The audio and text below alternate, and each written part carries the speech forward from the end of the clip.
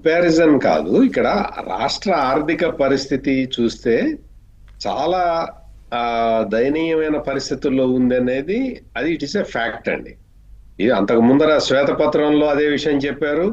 ఇప్పుడు నీతి ఆయోగ్ ఇచ్చిన రిపోర్టులో అంటే ఫిజికల్ హెల్త్ ఇండెక్స్ లో కూడా అదే విషయం స్పష్టంగా అర్థమైంది. ఇక్కడ మెయిన్ గా మనం చూడాల్సింది ఏంటంటే అప్పులు తీసుకురావటం, ఖర్చు పెట్టడం, అప్పులు తీసుకురావటం, ఖర్చు పెట్టడం.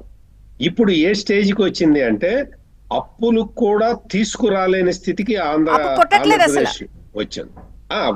పుట్టే పరిస్థితి కూడా లేదు. అటువంటి పరిస్థితికి వచ్చేసి ఉన్నాం. ఇప్పుడు ఏంటి అంటే ఇప్పుడు ఇది సాకుగా చెప్పటం కాదు, ఇది ప్రభుత్వము దీన్ని సాకుగా చెప్పట్లేదు. నిన్న చంద్రబాబు నాయుడు మాట్లాడిన మాటలు మీరు కేర్ఫుల్ గా వింటే ఇది పరిస్థితి, వాస్తవ పరిస్థితి ఈ విధంగా ఉంది. దీని నుంచి ముందరికి ఎట్లా వెళ్ళాలి, నేనేదో సంపద సృష్టించే వరకు నేనేమి ఆపను, ఈ పథకాలు ఇవ్వటానికే ప్రయత్నం చేస్తాను అనే ఆయన చెప్తూ ఉన్నాడు. ఇక్కడ మనం ఇంకోటి గమనించాల్సింది ఏంటంటే ఈ జగనన్న అమ్మఒడి ప్రోగ్రాం ఉంది కదా, ఈ ప్రోగ్రాము జగనన్న వచ్చిన సంవత్సరం తర్వాత పెట్టాడు. 1 year తర్వాత ఇంప్లిమెంట్ చేసింది.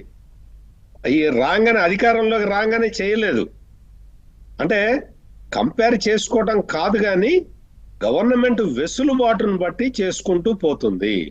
ఇక్కడ ఇప్పుడు మనం దీపం స్కీమ్ కింద సిలిండర్లు, ఫ్రీ సిలిండర్లు ఇవ్వటం మొదలు పెట్టారు. ప్లస్ సామాజిక పెన్షన్లు ఇస్తూ ఉన్నారు.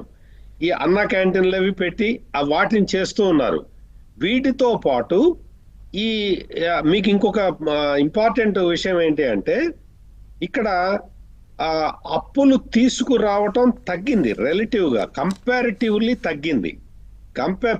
మనం చూసాం, ప్రతి మంగళవారం వెళ్ళి రిజర్వ్ బ్యాంక్ దగ్గరికి వెళ్ళి మన సెక్యూరిటీ బాండ్లు వేలం వేసుకునే పరిస్థితి నుంచి ఇప్పుడు ఆ పరిస్థితి నుంచి కొంచెం బయటకు వచ్చాం.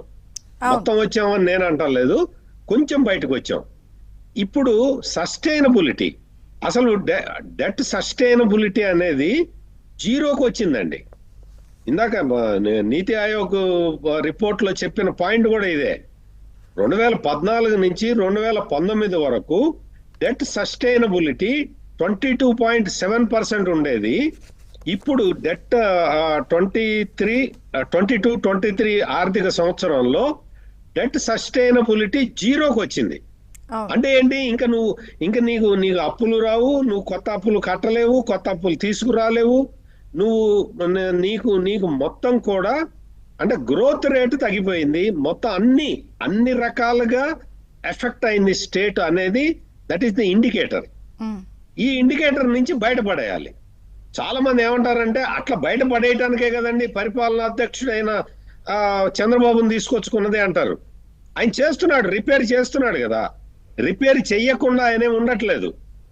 ఇక్కడ రిపేర్ ఎక్కువ టైం తీసుకుంటే అది డ్యామేజ్ కదా. ఎక్కువ టైం కాదు. మీరు గమనించాల్సింది ఏంటి అంటే ఇక్కడ గవర్నమెంట్ వచ్చి 7 నెలలు అయింది.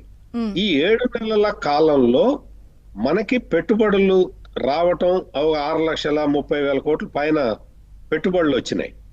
ఈ పెట్టుబడులు రావటం, ఈ సంపద సృష్టించటం, ఇటువంటివన్నీ కూడా చేసిన తర్వాత నేను సంక్షేమం ఇస్తాను అనట్లేదు. ఇప్పుడు వెసులుబాటు ఏదైతే ఉందో ఆ స్కీమ్స్ ఇంప్లిమెంట్ చేస్తూ ఉన్నారు. ఆ స్కీమ్స్ ఇంప్లిమెంట్ చేస్తూ ఇప్పుడు కొత్త స్కీమ్స్ అంటే మేనిఫెస్టోలో చెప్పినవి మిగిలిన స్కీమ్స్ కూడా ముందరికి తీసుకెళ్ళాలి. అందరికీ కూడా ఈ తల్లికి వందనం స్కీమ్ మీద ఎక్కువ ఉన్నది. మెయిన్ గా గవర్నమెంట్ గనక ఈ తల్లికి వందనం స్కీమును గనక ఈ ఒక్కటి ఇంప్లిమెంట్ చేసేస్తే గవర్నమెంట్ మీద కూడా ఇంత ప్రెషర్ ఉండదు.